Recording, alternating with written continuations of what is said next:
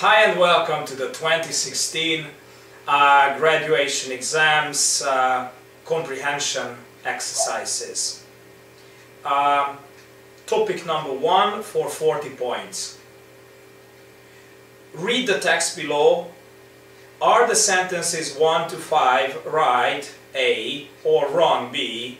If there is not enough information to answer right A or wrong B, choose doesn't say C. Mark A, B or C on your exam sheet. The Eton War Game. Eton College is one of Britain's oldest and most prestigious public schools. The school has some very old traditions. One example is the War Game, a sport the school plays to celebrate St. Andrew's Day on 30th November. Eton is located about 30 kilometers west of London. The school is in the village of Eton on the River Thames, opposite Windsor. The War Game is only played at Eton. It is one of the oldest versions of football. Two teams play the game on a field beside a wall erected in 1717. The field is 100 meters long and 5 meters wide. The players score points by pushing their team and the ball to one end of the field. Players cannot touch the ball with their hands. The players push and push and push. The ball is invisible under their bodies. It isn't very spectacular sport. In fact, games regularly finish 0-0. But it is character forming. The Duke of Wellington, a famous old Etonian, apparently said that the Battle of Waterloo was won on the playing fields of Eton. The War Game teams are called the Collegers and the Oppidans. Why? We need a short history lesson. King Henry VI founded the school as a charity in 1440. The first students were 70 poor children. They were the king's scholars. They were also called collegers because they lived in Eton College. Eton still awards 70 scholarships. However, Eton College is now one of 27 Eton houses. The Oppidans are students from the other 24 houses. They pay school fees. Today Eton is an expensive private school with more than 1,000 students. Eton remains a powerful force in British culture. It has provided many prime ministers, including David Cameron. Both Prince William and Prince Harry attended the school. In fact, Prince Harry played the War Game in 2001.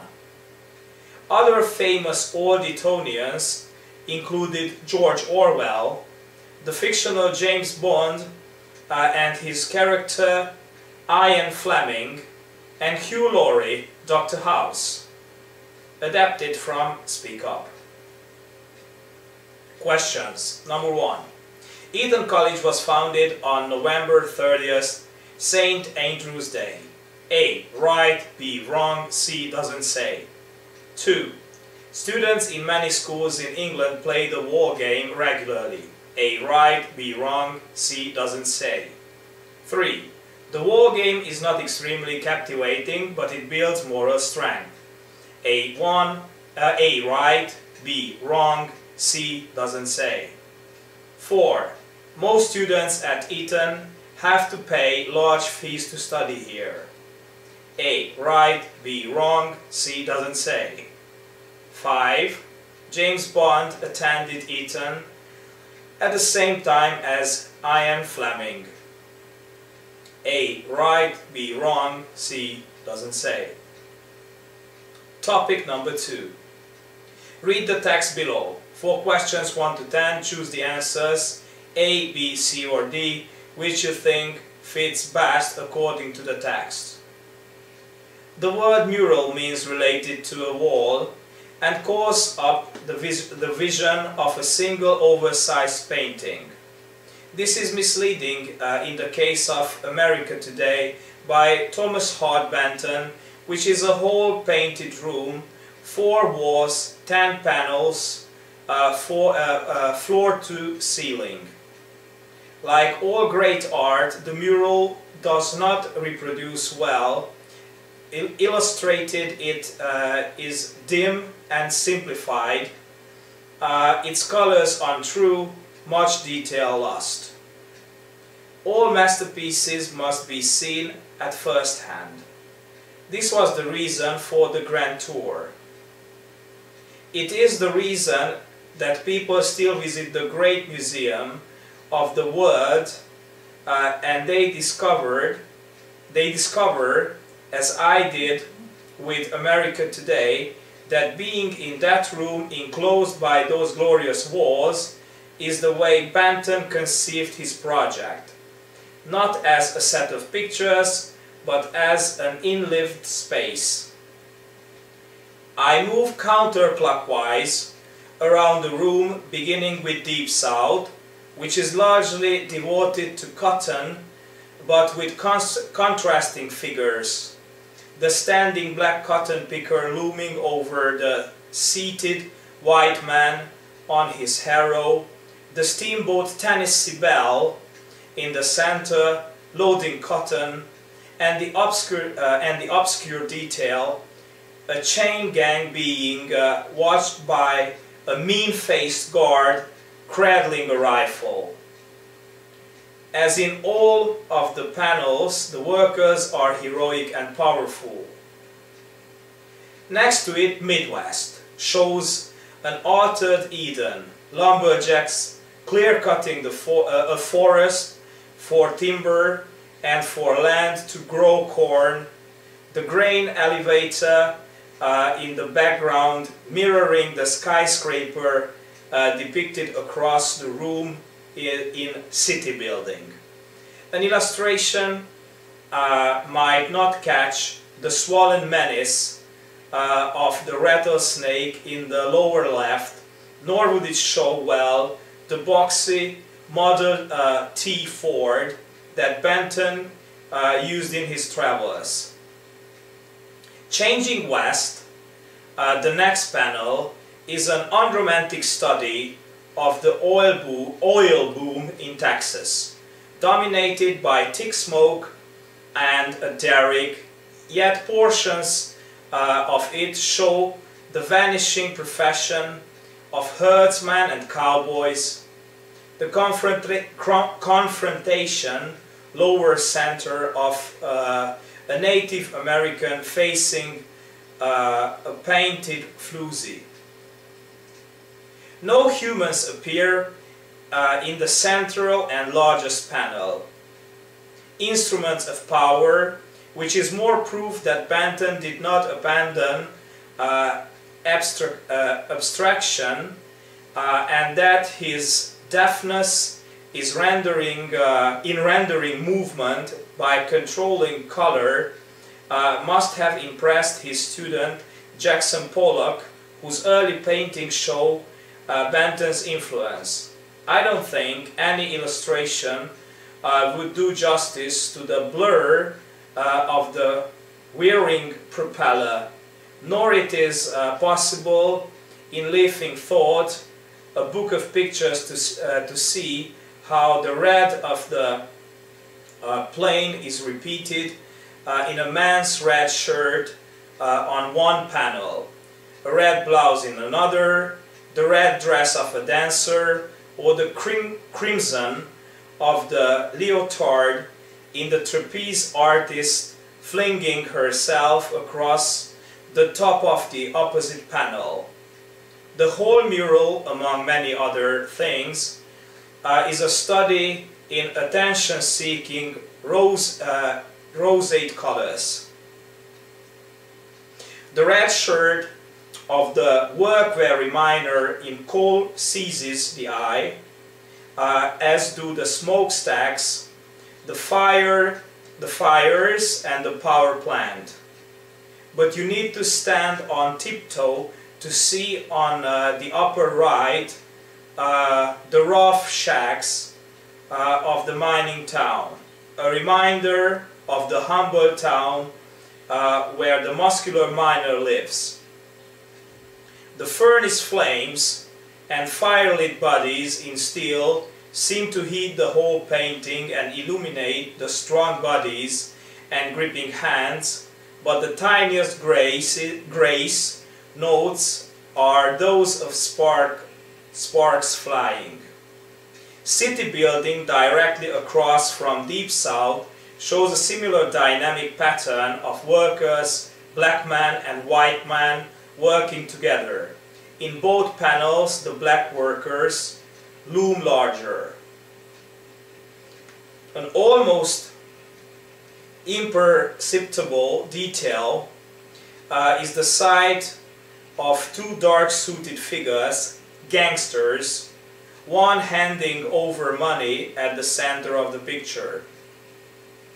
Sitting at the center of the room before the New York panels, city activities with dance hall and city activities with subway, I watch people entering America today. None of them stride to the facing wall to see instruments of power, planes, trains and power plants. All the viewers turn to the city panels where spirit and flesh weed for dominance. They lean to the right to see the burlesque show, 50 Girls and the Preacher's God is Love, or left to see the frenzy of the dance hall, the drinkers, the circus performers. These city panels are the most satisfying of all and the most crowded, the most vital and paradoxical, adopted from the Smithsonian's. Number one, what is different about America today when compared to a regular mural? A. It is about an entire continent. B. It occupies more space than one single wall. C. It can be easily reproduced in an image, in a magazine. D.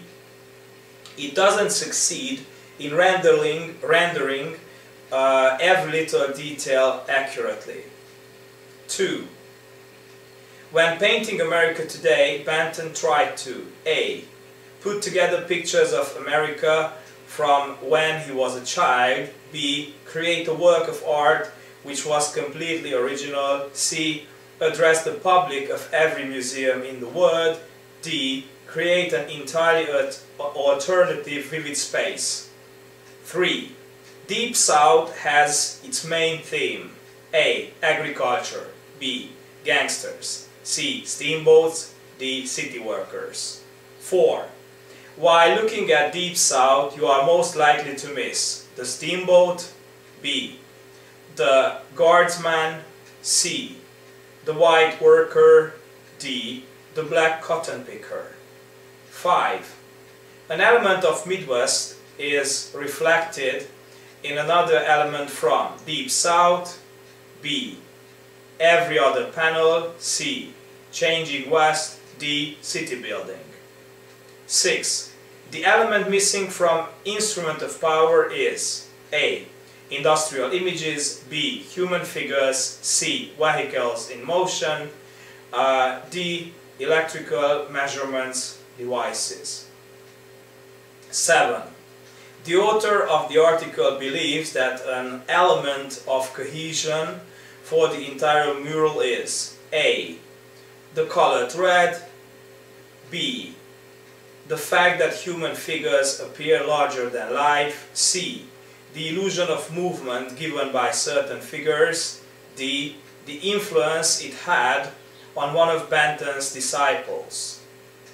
8. Coal and steel mostly depict in industrialization through A. Fire and heat, B. Smoke and clouds, C. Poor housing conditions, D. Human bodies set on fire. 9. In both city building and Deep South, the human figures that stand taller are those of A. White workers, B. Native Americans, C. The black workers, D. The gangsters. 10. In the author's opinion, the two New York panels, A, are the best, full of characters and vitality. B, are not to be seen in haste. C, are admired only by parts of the visitors. D, are too religious in theme. Oral exam. So, there were 3 topics, 3 subjects as usually, and as I mentioned, this is the best part because this is your time to shine, your time to present that you can speak English fluently, right? It's a celebration. So, 3 subjects. Subject number 1, answer the following questions. Question, what do you enjoy doing at weekends? Come on. This is a very simple topic. What do you enjoy doing at weekends? As this is a question that relates to weekend routines, repeated actions, habits. What tense do we use here? If they are habits, repeated actions, usual things that you do it every weekend, repeatedly. Of course, present simple. So what do you enjoy doing at weekends? You can use throughout this conversation present simple, and you describe basically what you do at weekends. You go out in the park, you meet with your friends, you ride a bicycle, you play basketball, you play power forward in basketball or center, or you like passing the ball and you play point guard, or you go swimming, or you play football, which is also good. You meet up with your family, you go to church. Alright, so number 2, describe a happy memory from high school. Well, as everybody knows, high school is the second best part of a student's life. Basically, college, university is the best one. High school is the second best period in a student's life, or it can be the best, right? High school is awesome. Everybody likes school, don't we? Yes, school is awesome, classmates are fun, and teachers are all nice and good people, right? So describe a happy memory from high school. It will be difficult for you to choose one happy memory from high school because you have so many, right? As it is a description of a past memory, you will use the past tenses, okay? You can use past simple when you clarify when that thing happened, like 2 years ago or 4 years ago, or if you are a little bit older, 30 years ago or something like that. You can use past continuous to express the duration of an action, how things were going, and so on and so forth. If there were 2 parallel actions, that can be past continuous. Also, if it was an action interrupted by another short, simple action, it can be past continuous also.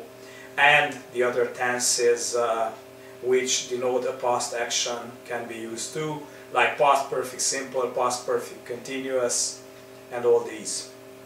Let's see the third one. Give your opinion on the following statement. Opinion. Give your opinion. Okay? So give your opinion on the following statement. It is only the shallow people who know not judge by appearances. Oscar Wilde. Use relevant arguments and examples to support your ideas. So, the indication itself says to give opinions and arguments. So, you shouldn't build up something out of cliches. You should build up your own perspective, your own opinions and own arguments about how shallow people judge other people by appearances. Isn't it true in society that they label people who are overweight, that they are lazy, or better looking people sometimes are more accepted than less good looking people, or somebody is considered too skinny or too short or has too many freckles, whatever, right? And shallow people judge people by appearances. Now, if you support this idea that only shallow people who don't look inside other people's mind, heart, spirit, soul, yes, judge by appearance, then give arguments and your own opinions and support your own opinion, right?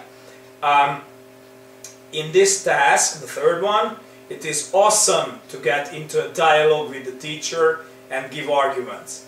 I think that the teacher 99% will be on your side also. I mean, he or she will agree that yes, it's the shallow people who judge by appearance. Now let's see how many points we get for all this.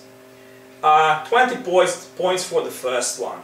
They basically ask us to write, to formulate short, simple sentences related to the topic.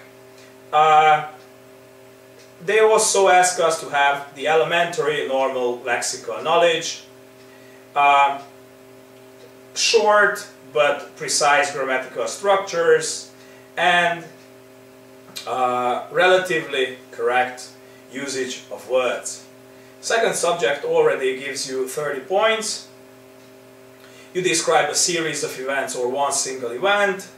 Lexically, you have to be abundant enough to be able to paraphrase some sentences and to show that you are able to use grammar properly and vocabulary properly. Yes, pronunciation is also graded. I mean, you get 5 points for proper pronunciation. The third one is the best one, of course. There you get 50 points. You have to argument clearly, so your arguments and opinions have to be clear, precise, and logical. You should use efficient variety of connectors and linkers. I told you a million times, and I will tell you again a billion times, that connectors and linkers, like however, otherwise, on the one hand, on the other hand, and obviously, and so on and so forth, these linkers and connectors convince the teacher that you are confident about what you are saying. Use proper vocabulary that's abundant, sophisticated, so you can express the same thing with 4, 5 different words. That's lavish. Use correct grammatical structures, and pronunciation. The last 10 points are given for pronunciation and fluent, natural, lovely English speech. That's 0 to 10 points is a failure. A1 is 11 to 30, A2 31 to 60, B1, which is very achievable, 61 to 80, and B2, which I wish for all of you, is between 81 and 100 points. This is the writing part. You have 2 subjects as always. One between 80 and 100 words, and another one in 180 and 200 words. Good. Let me present the two subjects, the two topics for you. Number one will add up to 40 points. You have recently got back from a holiday. Write an email to an English friend who wrote to you some time ago. Apologize for the delay in replying and tell him about your holiday. Good. What are here the points that you have to remember? One, again, it's an email. It's not a letter, not a formal letter, not an informal letter, not a novel, not a poem or a romantic story. It's an email. And as it is in reply, there has to be a to and a from. Yeah, to is Mr. Smith, whoever. From, it's you, like Balázska, Balázska, 1998. Okay, like something like that. And the subject. Now the subject has to be something that resembles that you're sorry for the delay, or and it's an email that you send in reply to somebody. So you can say hi back, or see you too, or hello again, or sorry for the delay. How will you address your friend? In a friendly term. Hi, hello, dear, this and that, comma, it's okay. You have to avoid any formal way of greeting a friend, because a friend is a friend. Yeah.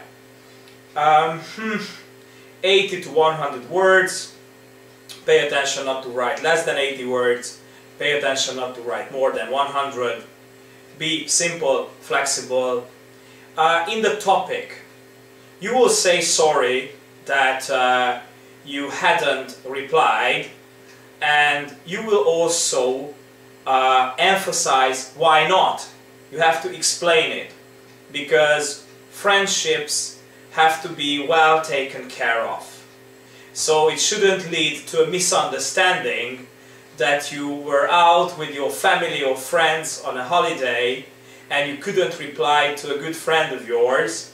That's why you will tell your friend that, hey, Robert, I'm sorry, I couldn't reply to you, but I was at whatever beautiful, wonderful place, smelling roses and picking flowers with my family, right in the mountains or whatever. But you will actually emphasize and stress the fact that you couldn't reply because of real reasons, that you were on a holiday. Right, apologize for this, and ask him about his well-being, what is he doing right now, how things are working for him, and so on and so forth. I look forward to talking to you again, or I am looking forward to talk to you again, or to read your answer. It's always welcome. Pay attention to, so to say, leave the conversation open. So you have to, after you apologize to your friend, you have to give him space to answer. Yes? Like, you apologize and then you express your desire to continue the conversation. So you ask back, how is he? Was he working during the time you were partying with your family? Or anything that continues the conversation. Next one, topic number 2 or subject number 2 is even more interesting. I love it. So you have had a class discussion on the importance of learning foreign languages. Really? Yeah. Your teacher has given you this quotation. One language sets you in a corridor for life. Two languages open every door along the way. Frank Smith, yeah? So, again, one language sets you in a corridor for life. Two languages open every door along the way. So Frank Smith has, just a moment, and has asked you to write an opinion essay expounding on the quote. Now, first thing to remember here, it is an essay, right? It's a composition. So, as I said, 200 words should add up to 20 normal sentences, right? It's not that difficult. Don't consider it difficult, please. Because writing 20 sentences, it's quite okay. Secondly, it's an opinion essay. As it is an opinion essay, it gives you the freedom to express your opinion.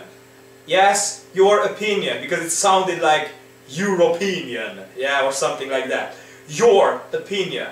Come on, it's a possibility for you to express yourself, right? So, express yourself. And in this era, 2020, you listen to music on YouTube in English. You watch movies in English. You play games in English.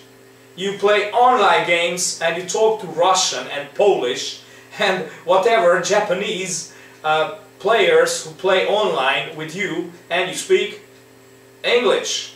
So, you are very familiar with the topic. So, as you are familiar with the topic, you can agree with what your teacher said from the quotation that one language is actually a corridor, right? Just a corridor, nothing more. Monolingualism, knowing only your mother tongue.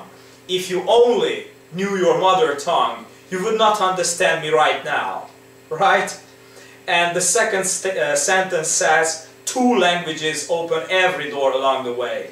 Everybody knows that if you speak more languages, more little words, not words, worlds open up, universes open up to you, yes? They open up for you, yes? You can talk to Brazilian people in English. You can talk to Japanese people in English.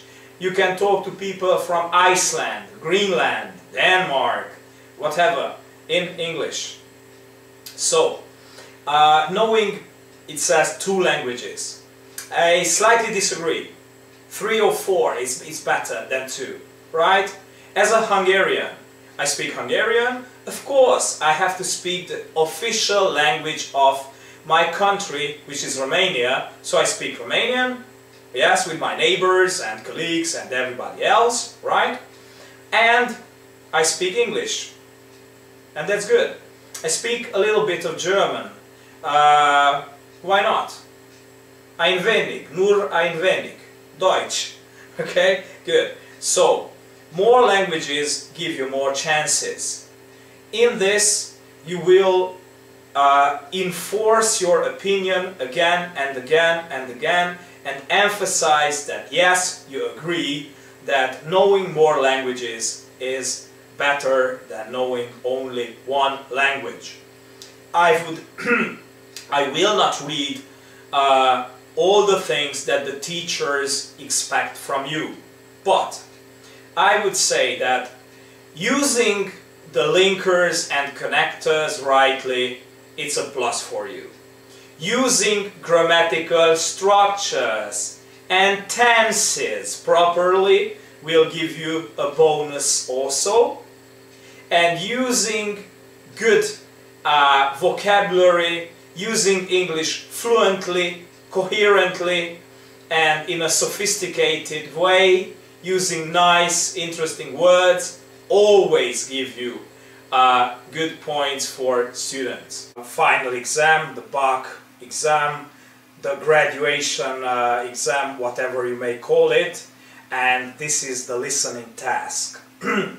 Now, as I mentioned before, the listening task always has two subjects, and those two subjects, the two recordings, are repeated twice. So let me mention again, let me explain it again to you, that the four recordings, the 2 + 2 recordings, will take something like 15 to 17 minutes, and you have 20 minutes to solve the two different subjects. So first you will hear one recording, then that first recording will be repeated. There will be a slow a little bit of pause, a break, and then you will hear the second listening task, the second subject, and that will be repeated again. As I mentioned before, don't be ashamed to use the draft sheet, but if you don't need the draft sheet, then work on the main sheet if you are self-confident enough to do it. Why not? Okay, good. Let me see what do we have in subject number 1. Now, as I mentioned before, there is zero chance, no possibility to put on a video this 16-17 minute recording and play it from my computer sorry, to you, because it's not possible. So you find the recording converted into a video on my YouTube channel. My YouTube channel's name is Péter Boyer, and in the description you have the questions, so you can solve it by 2 clicks. Yeah, just simply go on YouTube, you type in my name, Péter Boyer, and you find everything related to 2016 final exam, the graduation exam. As simple as that. Let me also mention to you that my channel is not monetized, so I don't get any money for this. It is all free, no commercials, no advertisement, nothing really. Good. But as we have quite some time, I can read the subjects for you and explain them. So, the first subject adds up to just 4 questions, right? Yes, 4 questions. And 4 questions add up to 40 points. It's logical. It's all the 4 questions are multiple choice questions. Subject number 1. You will hear a conversation about shopping between Todd and Rebecca. For questions 1 to 4, choose the best answers, A, B, C, or D. Number 1. How often does Rebecca go shopping? A. Once a month. B. 3 times a month. C. Once every 3 months.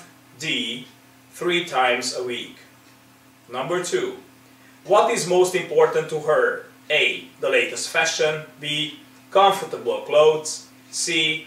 Bargains. D. Spending a lot of money. 3. What does she say about her jacket?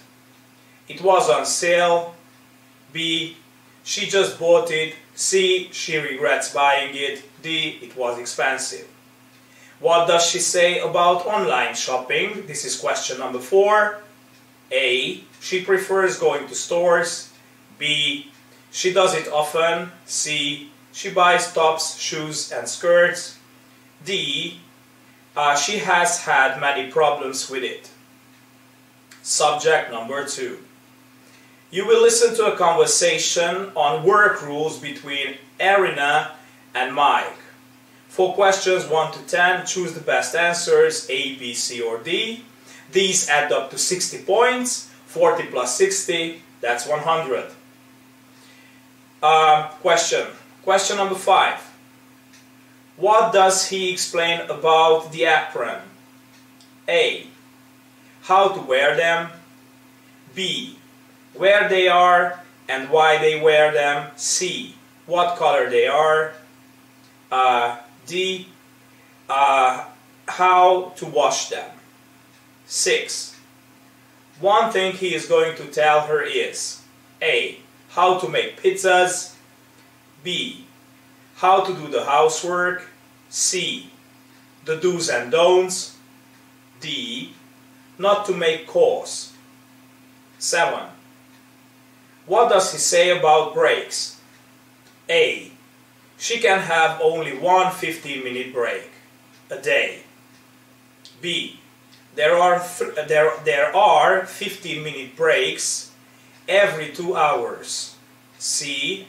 There are no breaks. D. There is a 15-minute break every hour. 8. What is she supposed to ask the customer about? A. The type of order, their phone number and address, and the order. B. The crust size. C. Coupons. D. Their car number. Number 9. What does she clarify about goals? A. What to write down. B. What to answer. C. When she is paid. D. What to say and what to ask. 10. How does Todd describe the atmosphere at Campus Pizza? A. Too flexible. B. Too rigid. C. Flexible enough. D. Pretty and flexible. Thank you very much for your attention, and you will find the audio recording converted into video recording and the description on my channel. Péter Boyer. Goodbye.